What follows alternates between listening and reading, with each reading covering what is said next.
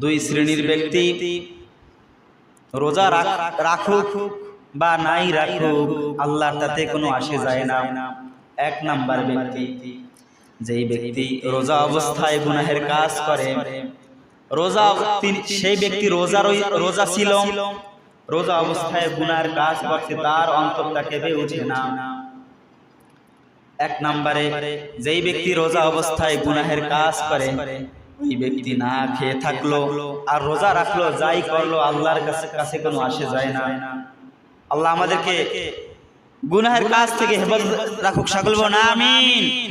দুই নম্বরে যেই ব্যক্তি রাত্র জাগরণ করলো, তারাবির নামাজ পড়লো, অন্যান্য নামাজ নফল নামাজ আদায় করলো, সকালবেলা বা রাত্রে মানুষদেরকে বলে আজকে তারাবি নামাজ পড়ছি অমুক কায়দায়, আজকে নফল নামাজ পড়ছি, সেহরি খাইয়ে এত রাকাত নামাজ পড়ছি, আজানের আগে এত রাকাত নামাজ পড়ছি, রাত্রি জাগরণ কইরা রাত্রে নামাজ পড়া মানুষকে বলা বলি করে যে আমি অমুক করছি, এই নামাজ পড়ছি, ওই নামাজ পড়ছি। ওই নামাজটা লোক দেখানো নামাজ হয়ে যায়। লোক দেখানো ইবাদত আল্লাহ কখনো কবুল করে না।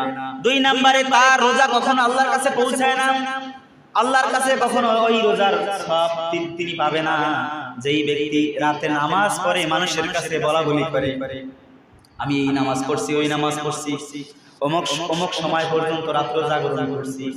আল্লাহ যেন আমাদেরকে এই থেকে বাঁচার তৌফিক দান করে, সবাই বলুন আমিন।